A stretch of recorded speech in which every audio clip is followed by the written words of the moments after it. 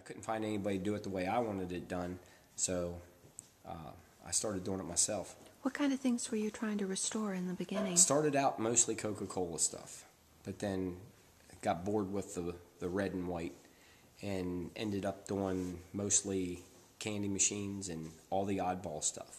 Got bored with that and started buying out collections and looking for collections. And anything that's odd, anything that's different than anything anybody else has. And there's a big demand for that. Good customers keep things, enables me to be able to spend the time and the money on some of these machines. Some of the stuff I restore is way beyond what anybody in the world would do. But you have a particular customer that they want every single nut and bolt, every spring, everything polished, whether it's inside the machine or outside the machine. And that's what we've become known for. I mean, our attention to detail. And the reason we're allowed to do that is because we have customers that enable us to do it because they're paying the bill. And which is nice, because I can do some of the finest machines in the world because they're paying for it. And it's nice. Self-gratification after everything's done is far better than all the aggravation I get while I'm doing it.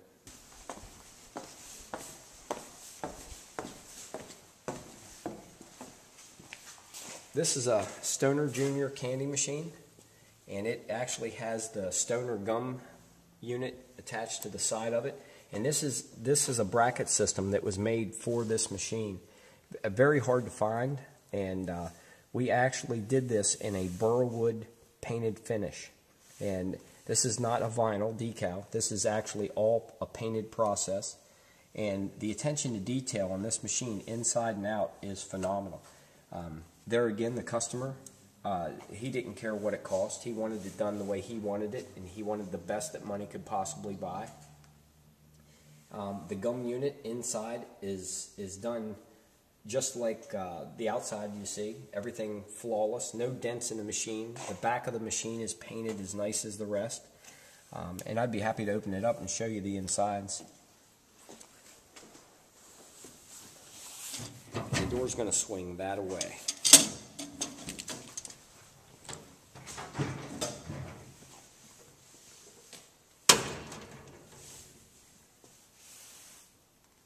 And I believe this machine is a 1949 candy machine.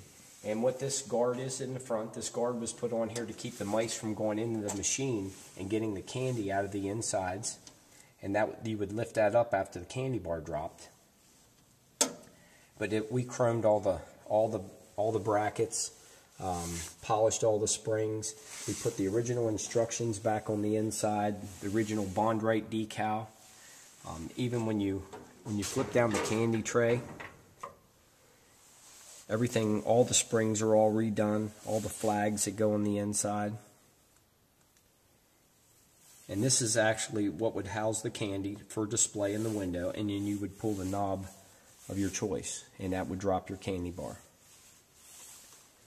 It's very nice. But you would not know this was not a 1949 candy machine. And we even tape off the edge. We ran our wood grain finish onto the inside and then painted it, and you can't even feel the transition in the paint. It's probably one of the finest examples of wood graining that you're going to see anywhere.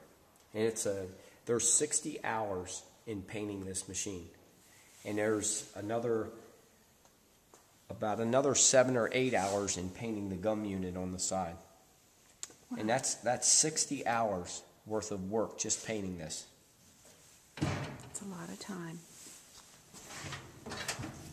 Thank you. That's very nice. Sure. I hope that answers some of your questions.